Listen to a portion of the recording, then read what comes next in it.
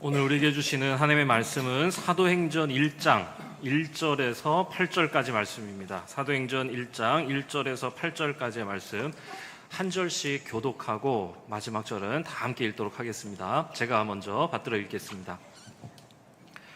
데오빌로여, 내가 먼저 쓴 글에는 무릇 예수께서 행하시며 가르치시기를 시작하신부터 그가 택하신 사도들에게 성령으로 명하시고 승천하신 날까지의 일을 기록하였노라. 그가 고난받으신 후에 또한 그들에게 확실한 많은 증거로 친히 살아계심을 나타내사 40일 동안 그들에게 보이시며 하나님 나라의 일을 말씀하시니라. 사도와 함께 모이사 그들에게 분부하여 이르시되 예루살렘을 떠나지 말고 내게서 들은 바 아버지께서 약속하신 것을 기다리라. 요한은 물로 세례를 베풀었으나 너희는 몇 날이 못되어 성령으로 세례를 받으리라 하셨느니라. 그들이 모였을 때에 예수께 여쭈어 이르되 주께서 이스라엘 나라를 회복하심이 이때니까 하니 이르시되 때와 시기는 아버지께서 자기의 권한에 두셨으니 너희가 알 바 아니요 오직 성령이 너희에게 임하시면 너희가 권능을 받고 예루살렘과 온 유대와 사마리아와 땅끝까지 이르러 내 증인이 되리라 하시니라. 담임 목사님께서 열왕기하 말씀을 마무리하고 그 다음 말씀으로 사도행전 말씀을 같이 나누자 이렇게 하셔서 영광스럽게도 제가 사도행전의 첫 테이프를 끊게 되었습니다.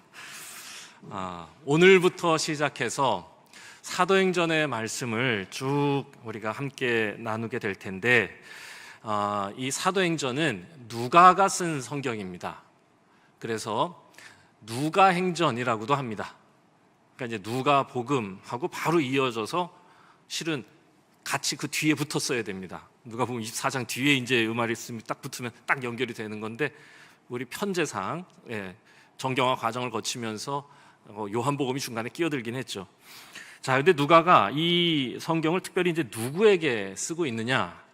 처음에 보니까 데오빌로요 이렇게 하면서 데오빌로라고 하는 사람에게 이 긴 어마어마하게 긴 책이죠.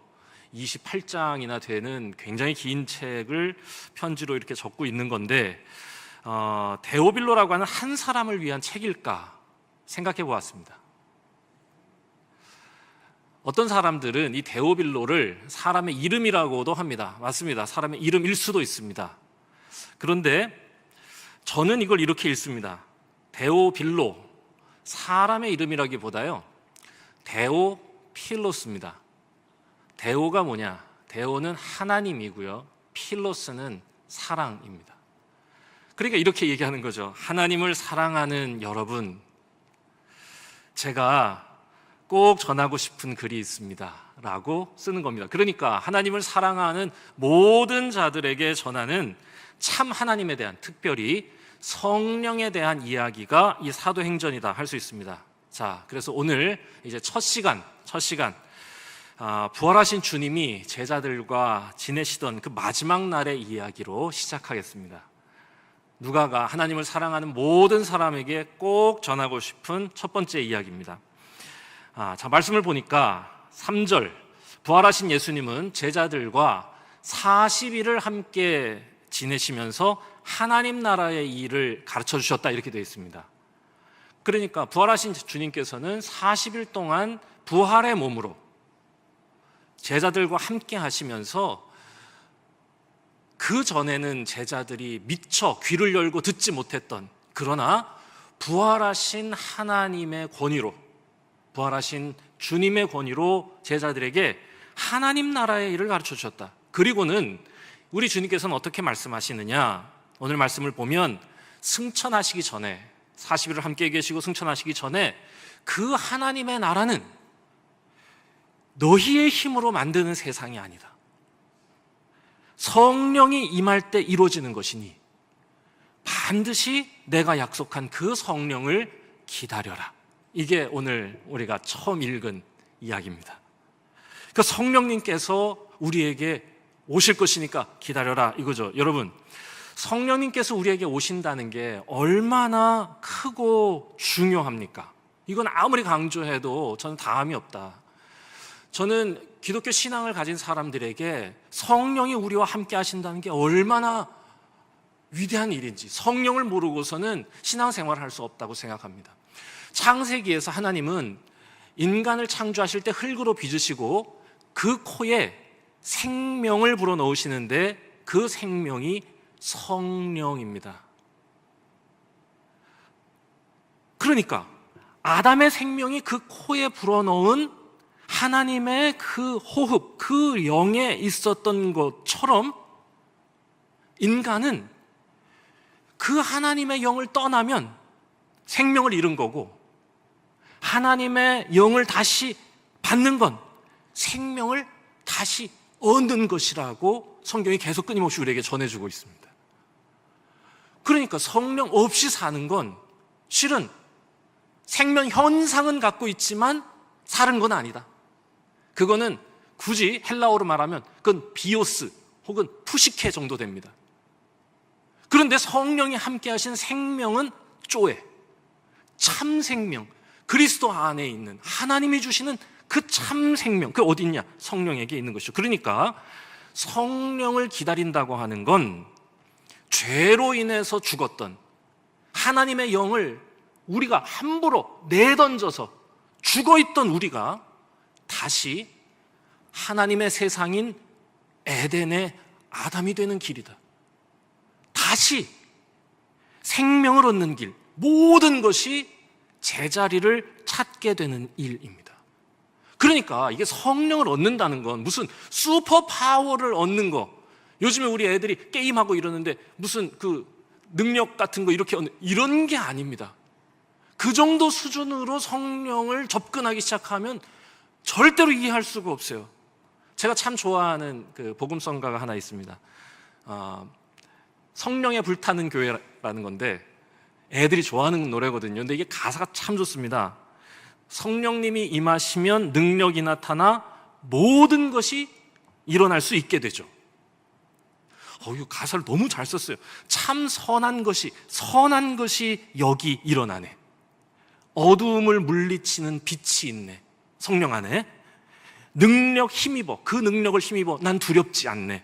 참 선한 것이, 그 선한 것이 여기 일어나네. 맞아요. 성령님을 받는다는 건 그 전에는 없었던 하나님을 향한 뜨거운 사랑, 전에는 없었던 그리스도의 선한 마음이 내 안에 임한다는 것. 그래서 성령이 임하시면 오늘 말씀을 보니까 권능이 나타난다고 말씀하세요. 그래서 성령이 임하시면 나타나는 여러분, 권능이 그럼 뭘까요?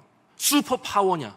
아니요. 자꾸 그런 식으로 접근해 왔던 것이 그동안의 해석일 수도 있습니다.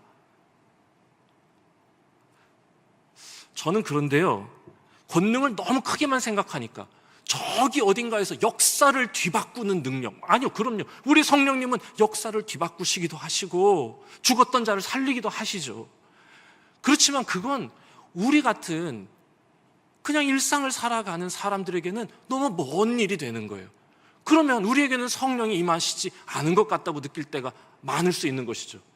그런데 성경을 가만히 읽어보면 정말로 성령이 임하셔서 나타나는 그 권능은 아주 사소하고 소소한 일상의 영역에서 일어나는 실제적인 변화를 말하는 겁니다.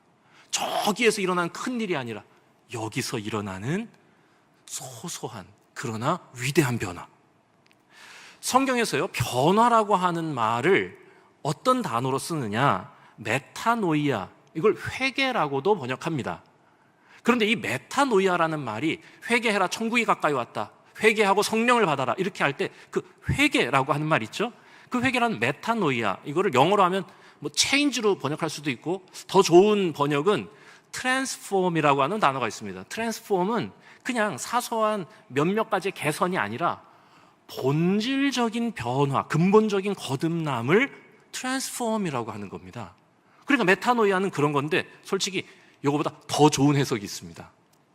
어원으로 분석을 하면 훨씬 더 메타노이아의 의미가 정확해지는데, 메타라고 하는 헬라어 어원하고 노에오라고 하는 두 단어가 합쳐진 겁니다. 이게 메타가 뭐냐? 메타는 여러분 잘 아시듯이 요즘에 뭐 메타버스니 뭐 이런 거 하죠. 그 메타버스가 뭐냐? 메타란 말하고 유니버스가 합쳐진 겁니다. 유니버스는 우주, 메타는 뭐냐? 그 너머, 비욘드 더 유니버스. 그러니까 우리가 살아가는 세상 그 너머가 메타버스입니다. 그러니까 메타는 뭐예요? 그 너머, 비욘드란 뜻이에요. 그럼 노에오는 뭐냐? 생각하다입니다. 그 너머를 생각하는 것. 눈에 보이는 현실, 내 눈에 보이는 이런 것들, 손에 잡히는 것, 그 너머. 더 큰 하나님의 세계를 생각하는 것. 저는요, 성령이 우리 안에 임하실 때 나타나는 가장 위대하고 놀라운 변화, 신앙이 인간에게 꼭 필요한 이유, 눈에 보이는 것이 전부가 아님을 알게 하시는 성령의 권능입니다. 정말로 성령이 임할 때 우리는요, 우리의 생각이 그 너머를 생각하게 됩니다. 메타, 노에오 하는 것이죠. 참으로 성령 받은 사람은요, 생각하게 됩니다. 성경에 보면 베드로가 이제 곧 만나게 될 텐데 베드로가 2장에서 성령을 받습니다. 10일 동안 기도하다가 오순절에 성령 받는 거죠. 열흘 기도하다가 이 베드로가 성령을 받는데 본래 이 베드로는 어떻습니까? 저 복음서의 베드로는 머리를 쓰는 사람입니까? 몸을 쓰는 사람입니까? 몸을 쓰는 사람이에요. 약간 멘트는 잘합니다, 베드로가. 네, 주는 그리스도, 이렇게 멘트는 굉장히 잘하지만 실은 머리보다는 몸이 빠른 사람입니다. 배움이 짧아. 그물은 잘 던지지만 책가방은 짧은 사람입니다. 그런데요, 놀랍게도요, 성령을 받게 됐을 때 베드로에게 나타난 변화가 뭐예요? 하나님 나라의 일을 설교합니다. 눈앞에 두려움 때문에 주님을 부인했던 자가 죽음, 그 너머를 생각하면서 예수의 부활을 증언합니다.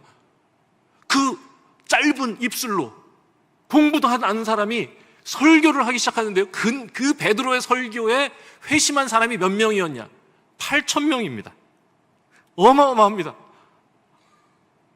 여러분, 그리고 베드로 전후서를 한번 보세요.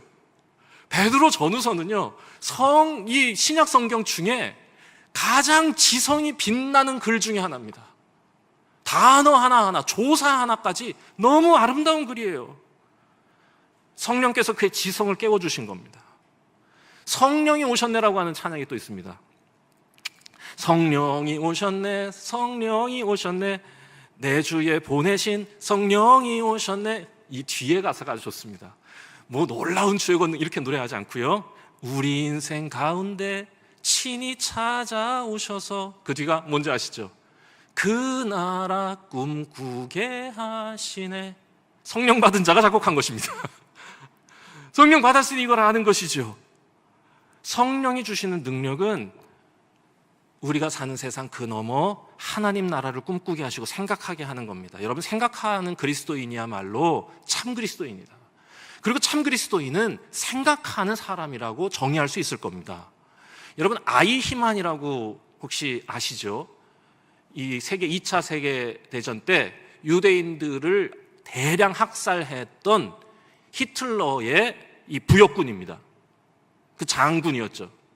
그런데 이 아이히만이 나중에 전쟁 다 끝나고 재판장에 섰을 때 재판장에게 이 아이히만이 뭐라고 얘기했냐? 전 그저 시키는 대로 했을 뿐입니다. 자, 시키는 대로 했으면 살려둬야 되죠.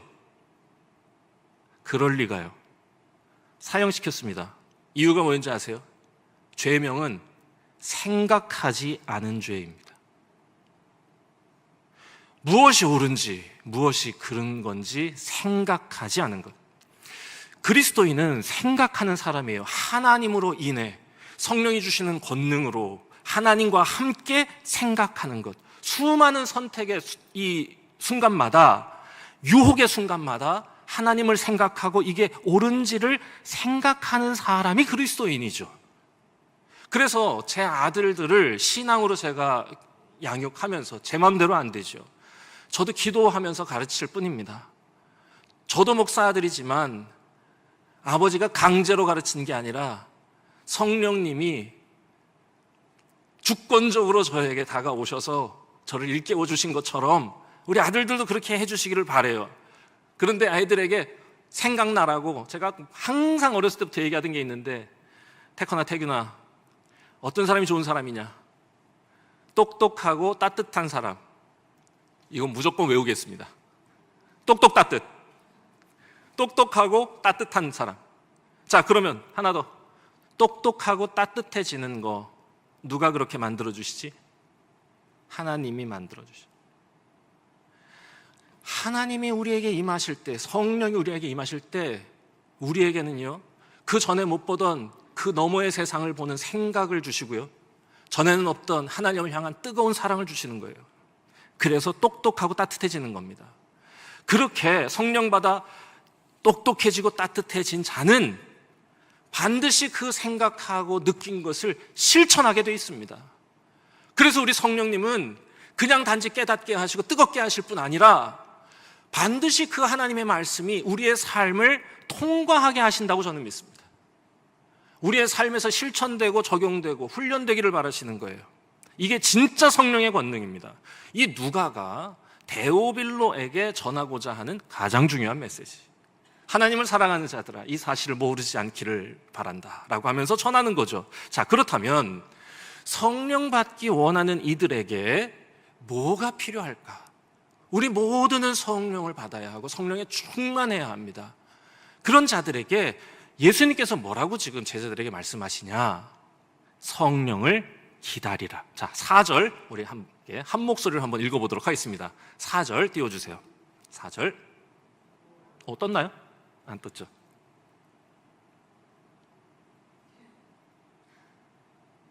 (4절) 자, 지금까지 기다렸으니 끝까지 한번 기다려 보겠습니다. 떴습니다. 자, 한 목소리를 한번 우리 읽어보도록 하겠습니다. 자, 시작. 사도와 함께 모이사 그들에게 분부하여 이르시되 예루살렘을 떠나지 말고 내게서 들은 바 아버지께서 약속하신 것을 기다리라. 아멘입니다. 얘들아, 여기서 잠잠히 기다려라. 성령이 임하실 때까지 여기 머물러라. 하나님 나라 이루겠다고 당장 뛰어나가지 말고 잠깐 머물러라. 기다려. 정말로 제자들은 이 예수님의 말씀을 기억하면서 기도합니다. 무려 열흘 동안 기도합니다. 그리고 하나님은 약속하신 성령을 그들에게 보내주신 겁니다. 주님이 바라시는 건 뭐냐? 하나님의 일을 감당해야 할 제자들이 기다림의 순간을 갖는 겁니다. 하나님이 임하실 생각의, 마음의, 삶의 여백을 준비하길 원하시는 겁니다. 왜냐하면 하나님 나라는 성령께서 우리에게 임하실 때 성령과 함께 이루는 것이니까. 성령은 부르는 게 아니라 기다리는 것이니까. 만약에 여러분 부르려고 하는 사람들이 있다면 그 사람 대개 이단입니다.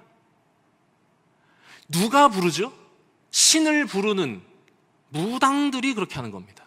무당은요, 자기에게 돈을 주면 너희들이 원하는 그 시간에 그 장소에 신이 임하게 하겠다고 약속하는 사람들입니다. 그러나 천지를 창조하신 우리 하나님은 감히 인간의 시간과 방법으로 하나님을 재단하고 조율하기를 원하지 않으시는 거예요. 그래서 제자들이 물으니까 뭐라고 대답하세요? 너희들이 알 바 아니라고. 너희는 그저 잠잠히 기다리라고. 하나님이 임하실 여백이 있어야 된다고, 너의 삶에 라고 얘기하시는 겁니다. 하나님의 일은 무작정 열심히 하는 게 아니거든요. 반드시 하나님과 함께 생각하고 하나님 앞에서 가만히 안식하는 시간이 있어야 됩니다. 사바스, 안식, 쉼, 멈춤이 있어야 돼요.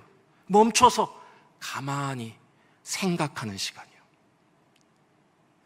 여러분, 우리가 하나님 앞에 기도하는 것을 우리의 입술을 열어 부르짖는 것으로만 생각하지 않으시길 바랍니다. 하나님 앞에서 하나님과 함께 가만히 깊이 생각하는 거예요. 서울대에 황농문 교수가 있습니다. 아시는 분 아실 텐데 너무 유명한 분이어가지고 몰입이라고 하는 책을 쓰신 분입니다.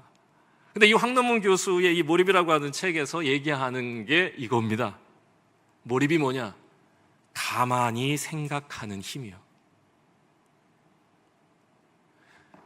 다른 거 안 하고 가만히 생각하는 시간. 이게 인간을 업그레이드하고 몰입을 통해 전에는 알 수 없었던 큰 행복감을 느끼게 해준다고 얘기하는 겁니다. 이거 하나님이 우리에게 원하시는 바를 인문학적으로 저는 풀어서 설명한 거라고 생각해요. 하나님은 우리에게 반드시 쉬라고 하셨거든요. 안식하라고, 쉬라고, 멈추라고. 그리고 그날 하나님을 생각하라고요. 그리고 주님도 지금 또 그렇게 말씀하시는 거예요. 새로운 창조, 성령을 통해 다시 제자들을 새롭게 창조하시기 전에 하나님이 뭘 원하시는 거냐? 잠시 멈추는 겁니다. 그리고 기도하는 시간, 삶의 여백을 가지라고.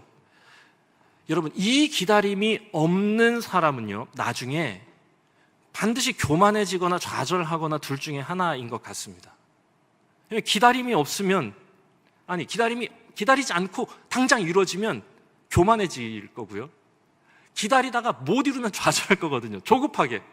그래서 이렇게 조급하게 일하는 사람들은 항상 일을 그르치고 주변 사람들을 아프게 만들죠. 이게 자기를 빨리 증명하고 싶은 마음 때문에 그런 겁니다. 여기에는요, 하나님이 들어가실 여백이 없어요. 제가 어렸을 때 꼭 이랬습니다. 그랬을 것 같으시죠? 벌써 말하는 거 딱 들어보니까 아이고 저 양반 그랬겠구나 이렇게 느껴지시지 않으세요? 그래서 엄청 조급했습니다. 그래서 이제 생각하니까 내가 어떤 사람이었구나 라는 게 이제 조금 느껴져요. 엄청 조급해서 엄청 열심히 했어요. 진짜 빨리 증명하고 싶었어요. 그래야만 된다고 생각했어요. 왜냐하면 저는 실력이 없는 사람이라고 생각했기 때문에 실력이 없는 사람은 열심히라도 해야 된다. 그리고 이 교회에서 사랑받고 존중받아야 그래야 나도 행복하고 그 다음 사역지도 나에게 열리는 거 아니냐. 온통 거기에만 집중돼 있다 보니까 조급해. 그러다 보니까 주변 사람들에게 상처를 내는 겁니다. 한참 지나서 알게 됐고요. 저는 병이 났습니다. 그것 때문에. 그래서 교회에서 이제 나와서 이제 학교에 제가 가게 됐는데, 학교에 가게 되면서 다 아시니까 저 종교교회 있었던 거 다 아시잖아요. 그 종교교회 청년부에서 같이 일하던 그 부사역자들이 있습니다. 그 부사역자들이 한 7명 됐는데 그분들 모셔가지고 맛있는 밥도 대접하고 그러면서 제가 공개적으로 사과했습니다. 잘못했다고. 잘못했다고 느껴지는 거예요. 그제서야 느껴지는 거예요. 아프고 나서야 느껴지는 거예요. 제가 저를 빨리 증명해야 된다는 조급함 때문에 전도사님들 너무 힘들게 한 것 같다고 이렇게 얘기하면, 또 제가 이렇게까지 막 이렇게 낮아져서 얘기를 하면 그때 이제 그 전도사님들이 아니에요 이렇게 할 줄 알았는데 가만히 계시더라고요. 맞다는 거예요. 네. 여러분, 사단은 항상 우리를 기다리지 못하게 유혹합니다. 하나님이 들어오실 여백을 없애려 하는 거죠. 광야에 기도하라고 하셨던 예수님께도 사단은 가서 뭐라고 얘기해요? 지금 당장 돌로 떡을 만들어라. 지금 당장 성전에서 뛰어내려라. 이렇게 얘기합니다. 그때 우리 주님이 그 사단의 유혹에 어떻게 반응하시느냐? 그게 아니라고. 그러면서 이는 내 사랑하는 아들이라 말씀하시는 그 하나님의 음성을 듣는 자리에 가만히 머물러 계셨던 겁니다. 40일 동안. 여러분, 분주하게 뛰기 전에 먼저 하나님 안에서 그 너머를 생각하는 기다림의 시간이 있어야 한다입니다. 저는 이것이 성도가 일하는 방식, 하나님 나라를 이루어가는 방식이라 믿습니다. 뭘 기다리는 겁니까? 절대로 우리가 잊으면 안 돼요. 때를 기다리는 게 아닙니다. 하나님을 기다리는 겁니다. 하나님, 저의 삶에 오십시오. 내가 원하는 시간, 내가 원하는 장소, 내가 원하는 방법이 아니라 하나님이 원하시는 시간, 하나님이 원하시는 장소, 하나님이 원하시는 방법으로 저에게 임하십시오. 그래서 저는 성령을 기다리며 기도하는 이들에겐 무엇보다 믿음이 있어야 한다고 생각했습니다. 제자들이 어떻게 열흘 동안 기도할 수 있었을까요? 믿음이 있었기 때문입니다. 부활하신 주님이 40일 동안 함께 하시면서 보여주셨던, 말씀해 주셨던 그 하나님의 나라의 일이 반드시 이루어진다고 하는 믿음이 있었기 때문이에요. 그리고 그 믿음대로 정말로 이 제자들은 성령을 받습니다. 기도는, 그 기다림은 믿음이 없이는 할 수 있는 게 아닙니다. 다른 거는 믿음 없어도 할 수 있어요. 찬양도요, 노래 좋아하면 할 수 있습니다. 느낌이 안 살아 그렇지. 예배 믿음 없어도 앉아 있을 수 있습니다. 봉사 믿음 없어도 할 수 있어요. 그런데 할 수 없는 게 하나 있어요. 기도는 믿음 없으면 안 나옵니다. 믿음 없으면 눈이 감아지지 않아요. 가만히 하나님을 생각하는 그 시간이 무의미하고 따분하니까. 그런데 하나님이 어떻게 일하시는지, 나도 마음대로 할 수 없는데 마음과 생각을 우리 하나님은 어떻게 만져주시는지, 그리고 가정의 화목을 만들어주시는 분도, 나의 건강을 지켜주시는 분도, 세상을 바꾸시는 분도 하나님이심을 믿는 사람은 기도하는 거예요.